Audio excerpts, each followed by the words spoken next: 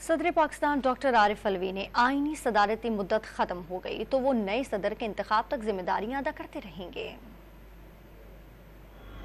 پاکستان کے 13ویں صدر مملکت عارف الوی نے آئینی مدت کے 5 برس مکمل کر لیے۔ وہ 9 ستمبر 2018 سے صدر پاکستان ہیں۔ ان کا شمار تحریک انصاف کے بانی ارکان میں ہوتا ہے۔ کراچی سے تعلق رکھنے والے عارف الوی پیشے کے لحاظ سے دندان ساز ہیں۔ عارف الوی 2 بار قومی اسمبلی کے رکن رہ چکے ہیں۔ وہ 2018 کے عام انتخابات میں بھی کامیاب ہوئے، مگر صدر کے لیے نامزد ہونے پر انہوں نے قومی اسمبلی کی رکنیت سے استعفیٰ دے دیا۔ صدارتی انتخابات میں ان کا مقابلہ مولانا فضل الرحمان اور اعتزاز احسن سے تھا۔ عارف الوی کو 352 الیکٹورل ووٹس ملے۔ وہ تیسرے صدر پاکستان ہیں جن کے خاندان نے بھارت سے پاکستان ہجرت کی تھی۔ اپریل 2022 میں پی ڈی ایم حکومت آنے کے بعد بھی وہ صدر پاکستان رہے۔ اس دوران ان کی حکومت سے تعلقات نشیب و فراز کا شکار رہے۔ اپنی پوری مدت کے دوران ڈاکٹر عارف الوی تنقید کا شکار بھی رہے۔ ناقدین نے ان پر آئین کے ساتھ کھیلنے اور 77 آرڈیننس جاری کر کے ایوان صدر کو آرڈیننس فیکٹری میں تبدیل کرنے کا الزام عائد کیا۔ انہیں پارلیمنٹ کے اندر اور باہر بھی مبینہ طور پر اعلیٰ عدلیہ کے ججز کے خلاف بری نیت کے ساتھ ریفرنسز بھیجنے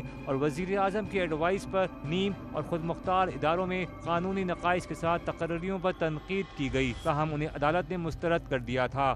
برس فروری میں صدر مملکت ڈاکٹر عارف الوی نے پنجاب اور خیبر پختونخوا میں از خود 9 اپریل کو انتخابات کی تاریخ کا اعلان کر دیا تھا۔ تازہ ترین تنازعہ اس وقت سامنے آیا جب ڈاکٹر عارف الوی نے دعویٰ کیا کہ انہوں نے آفیشیل سیکرٹ ترمیمی بل اور پاکستان آرمی ترمیمی بل پر دستخط نہیں کیے۔